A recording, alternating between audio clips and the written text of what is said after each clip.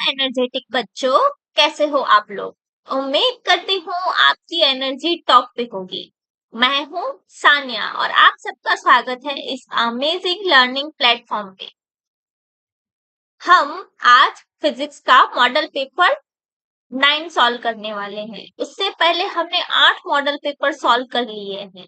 वो सारे आठों के आठों मॉडल पेपर हमारे चैनल पे अवेलेबल है और एक फिजिक्स की प्लेलिस्ट भी है जिसकी लिंक आपको डिस्क्रिप्शन बॉक्स में मिलेगी। तो वहां पे जाके सारे मॉडल पेपर्स चेक जरूर कर लीजिएगा। और बच्चों, हमने बीएससी नर्सिंग पैरामेडिकल बैच 2025 के लिए एक कंप्लीट प्रिपरेशन पैकेज लॉन्च किया है हमारे टारगेट गुरुकुल ऐप पे, जिसकी प्राइस 149 ओनली है और जिसमें test series, model papers and previous years papers provide किए जाएंगे।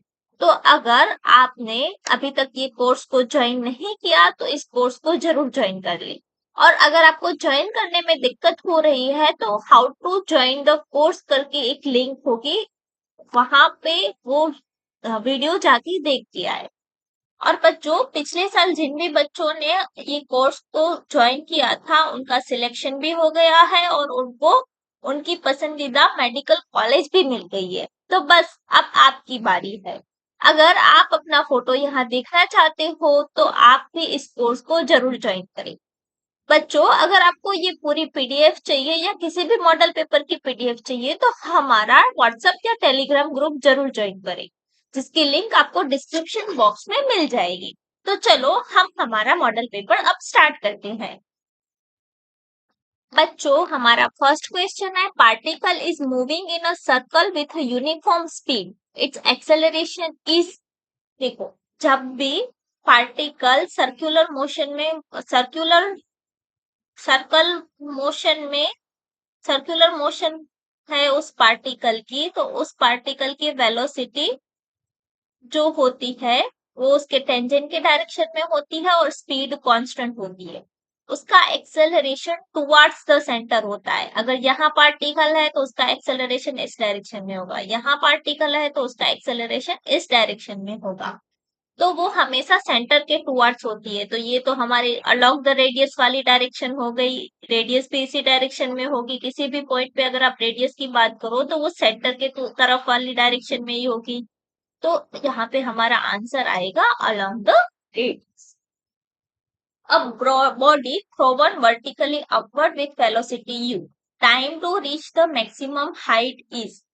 इस क्वेश्चन का डायरेक्ट फॉर्मूला अगर आपको पता है तो बहुत अच्छी बात है, अगर नहीं पता तो कोई बात नहीं। एक 2-3 स्टेप का ही है कि हमें पता है v² minus u² is equal to 2as।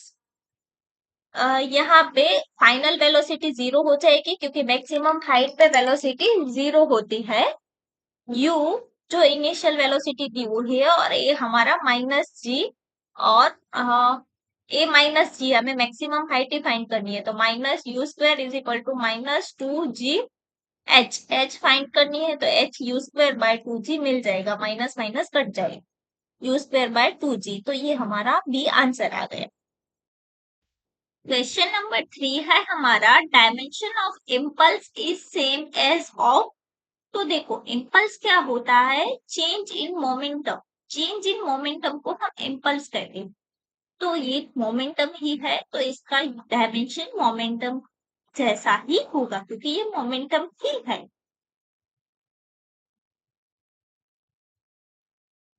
Which of the following is conserved in elastic collision. Elastic collision में क्या कंजर्व होता है, तो इलास्टिक कोलिजन में momentum as well as kinetic energy दोनों कंजर्व होता है, इसीलिए ऑप्शन आएगा बोथ ए एंड बी।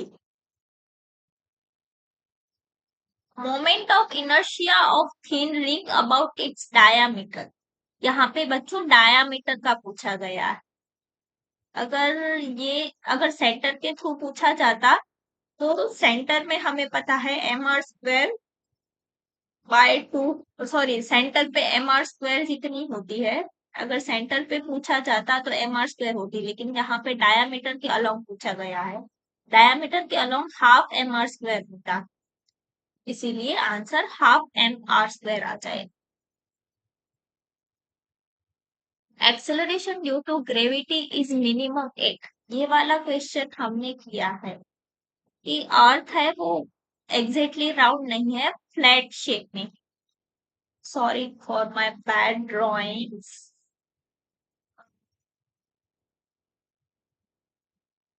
ऐसे फ्लैट है, बीच में से थोड़ी इक्वेटर के साइड डायमीटर बड़ी होगी और पोल के साइड वाली, सॉरी, इक्वेटर के साथ साइड वाली रेडियस बड़ी होगी और पोल की साइड रेडियस छोटी होगी। R P is less than R E two. और हमें पता है gravitational acceleration G M E by R E square होता है। आर पी छोटा होता है तो पोल पे ग्रेविटेशनल एक्सेलरेशन ज्यादा होगा और इक्वेटर पे कम होगा। यहाँ पे मिनिमम पूछा गया है, कम पूछा गया है, तो कम तो इक्वेटर पे होता है, इसीलिए आंसर आएगा इक्वेटर। अब इससे पहले हमने क्वेश्चन किया था, उसमें मैक्सिमम पूछा गया। तो बच्चों सिर्फ ऐसे क्वेश्चन देख के डायरेक्ट आंसर मत लिखना, पूरा पढ़ना, उसको सोचना, बाद में आंसर लिखना, ठीक है। क्वेश्चन नंबर 7 है bulk modulus is related to. तो जो बल्क मॉड्यूलस होता है वो pressure upon relative change in volume का रेशियो होता है, तो वो वॉल्यूम से रिलेटिव होता है, इसीलिए हमारा यहाँ पे ऑप्शन ए सही होगा।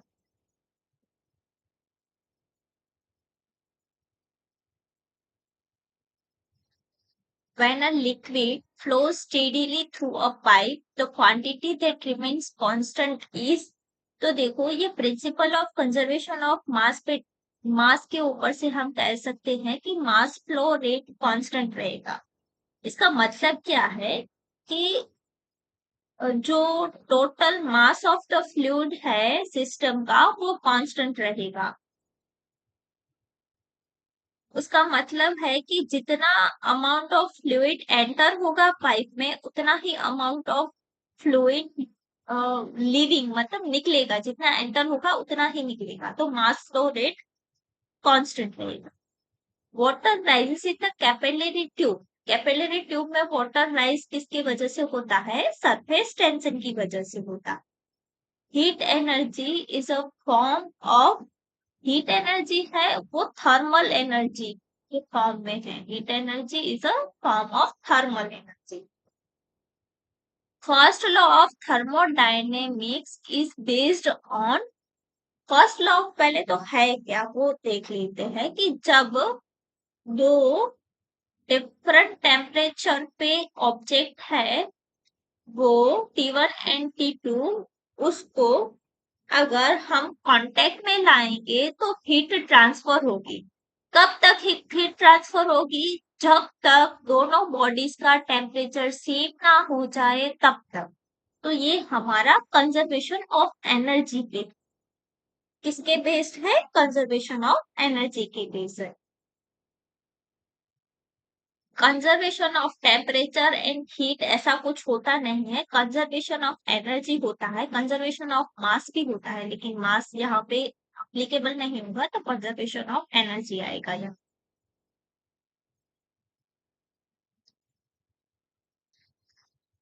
विच of the following is not a state function. State function कौन सा नहीं है? स्टेट फंक्शन मतलब क्या कि ऐसी प्रॉपर्टी जो सिर्फ सिस्टम की करंट स्टेट पे डिपेंड करती हो, ना कि प्रीवियस स्टेट पे या फिर स्टेट चेंज हुआ उसके पाथ पे डिपेंड करती। तो इंटरनल एनर्जी है, एंथैल्पी है, प्रेशर है, ये सब स्टेट फंक्शंस है। ये सिर्फ करंट स्टेट पे ही डिपेंड करते हैं, लेकिन वर्क है वो स्टेट फंक्शन नहीं है। अगर कोई प्रोसेस में स्टेट आइसोथर्मली चेंज होता है तो वर्क डन अलग होगा, एडियाबेटिकली चेंज होता है तो वर्क डन अलग होगा, इसीलिए work is not a state function. Velocity of sound in an ideal gas depends on. Ideal gas में साउंड की वेलोसिटी टेम्परेचर पे डिपेंड करती है। तो v कैसे होता है? v is gamma R T by M के फॉर्म में चेंज होता है, जहां पे v वेलोसिटी ऑफ साउंड है, गामा एडियाबेटिक इंडेक्स है, आर गैस कांस्टेंट है, टी टेम्परेचर है एंड एम मास है। हम आप बोलोगे कि हमने एक फॉर्मूला भी देखा था पी बाय रो, हमने बी बाय रो वाला देखा था, bulk modulus upon rho. P by rho वाला भी एक फॉर्मूला है वेलोसिटी, उसमें तो प्रेशर भी आता है, डेंसिटी भी आती है। लेकिन डेंसिटी है वो खुद टेम्परेचर एंड प्रेशर चेंज होने से चेंज होती है, एंड प्रेशर है वो भी चेंज होता है अकॉर्डिंग टू टेम्परेचर। तो यहाँ पे आप देखेंगे तो प्राइमरीली सबसे पहला जो फैक्टर है वो टेम्परेचर है, इसीलिए यहाँ पे हमारा आंसर आएगा टेम्परेचर। क्वेश्चन नंबर 14 है, in a resonance column experiment, the tuning fork produces the resonance when air column is in fundamental mode, frequency matches, pipe is closed और sound is maximum। तो इसका आंसर आएगा frequency matches. जब भी tuning fork जो frequency produce कर रहे हैं वो frequency natural frequency of air column से मैच होगी तब रेजोनेंस होगा एंड हमें आवाज सुनाई देगी। तो जब फ्रीक्वेंसी मैच होगी तब रेजोनेंस होगा। Electric field inside the conductor, ये भी हमने बहुत बार किया है। Inside the conductor electric field zero होता है। इलेक्ट्रिक जो चार्ज होते हैं वो सारे कंडक्टर के सरफेस पे सारे चार्ज एक्यूमुलेटेड होते हैं, सरफेस के अंदर कोई भी चार्ज नहीं होता है, इसीलिए सरफेस पे इलेक्ट्रिक फील्ड होगा लेकिन इनसाइड जीरो हो जाएगा। Work done in moving a charge between 2 points in an equipotential surface। Equipotential surface मतलब ऐसी सरफेस जहां पे पोटेंशियल सेम है। अगर पोटेंशियल सेम है तो चेंज इन पोटेंशियल जीरो हो जाएगा। और वर्क डन क्या होता है, Q इंटू डेल्टा भी होता है। अगर change in potential difference, change in potential यानी कि पोटेंशियल डिफरेंस जीरो है तो हमारा वर्क डन भी जीरो हो जाएगा। Kirchhoff's current law is based on, Kirchhoff का current law conservation of charge पे डिपेंड करता है कि कोई एक जंक्शन है वहां पे जितने करंट आ रहे हैं उतने ही अमाउंट में करंट उस जंक्शन से दूर जाएंगे। जितना चार्ज आ रहा है उतना ही जाएगा। तो ये कंजर्वेशन ऑफ चार्ज है, उस पे करंट लॉ डिपेंड करता है। In a total resist series combination of resistors, the total resistance is, देखो सीरीज कॉम्बिनेशन हम क्या करते हैं, सबका एडिशन करते हैं। सबका एडिशन करेंगे तो जो टोटल आएगा वो ऑब्वियस है इन सबसे बड़ा आएगा, इसीलिए इंक्रीजेस बढ़ता है। Magnetic field can not exert a force on, magnetic force क्या होता है, F is equal to q into v cross B होता है, ये होता है मैग्नेटिक फोर्स। अब किस पे काम नहीं करता, वेलोसिटी होना जरूरी है। अगर चार्ज स्टेशनरी है तो वेलोसिटी जीरो हो गई, वेलोसिटी जीरो हो गई तो ये फोर्स जीरो हो जाएगा, उस पे काम नहीं करेगा। तो अगर स्टेशनरी होगी, स्टेशनरी चार्ज है तो उसमें magnetic field work force experience नहीं करता। मैग्नेटिक फील्ड की वजह से वो चार्ज फोर्स एक्सपीरियंस नहीं करेगा उसके पास अगर वेलोसिटी जीरो है तो। विच device works on the electromagnetic induction, electromagnetic induction पे ट्रांसफॉर्मर, ये अब आपको याद रह चुका होगा, हम पहले भी बहुत बार कर चुके हैं। Lenz law gives the direction of, Lenz law induced EMF या फिर इंड्यूस्ड करंट की डायरेक्शन देता है। इंड्यूस्ड करंट, ये रहा हमारा ऑप्शन ए ही, यहाँ पे इंड्यूस्ड करंट आएगा। In interference of light dark fringe is formed due to, interference हो रहा है उसमें डार्क फ्रिंज है वो डिस्ट्रक्टिव इंटरफेरेंस के कारण होती है। जब आउट ऑफ फेज वाले वेव्स मिलेंगे तब डिस्ट्रक्टिव इंटरफेरेंस होगी तो डार्क फ्रिंज बनेगी। Photoelectric effect was explained by photo electric effect was explained bye Einstein, इसीलिए यहाँ पे आंसर आएगा Einstein.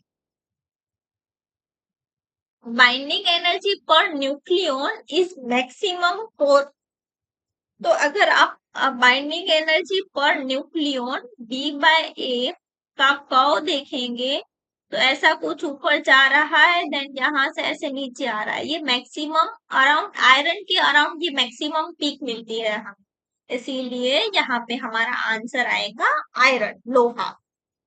Which of the following has maximum penetration power, ये भी हम एक बार कर चुके हैं। मैक्सिमम पेनिट्रेशन पावर किसके पास होती है, तो मैक्सिमम गामा रेज के पास होती है। अल्फा रेज हीलियम न्यूक्लियस जो हैवी होते हैं इसीलिए इतना पेनेट्रेट नहीं कर पाते।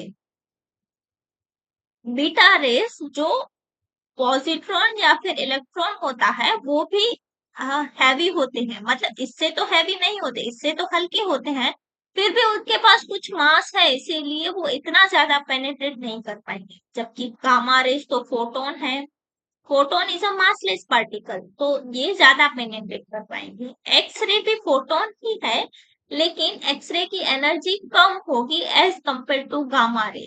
क्यों? क्योंकि लैम्बडा लैम्बडा का रिलेशन है। हमारा एनर्जी क्या होता है, Hc/λ। गेमा रे की लैम्बडा कम होगी as compare to X-ray, X-ray की लैम्बडा ज्यादा होगी और गेमा रे की कम होगी, इसीलिए गामा रेस की एनर्जी ज्यादा होगी और जिसकी एनर्जी ज्यादा होगी वो ज्यादा पेनिट्रेट कर पाएगा, इसीलिए यहाँ पे आंसर आएगा गामा रेस। तो बच्चों यहाँ पे हमारा मॉडल पेपर 12 खत्म होता है। अब हम किसी नए मॉडल पेपर के साथ मिलते हैं और आपकी आने वाली एग्जाम के लिए all the very best. Have a nice day. और पेपर बहुत अच्छे से लिखना बच्चों।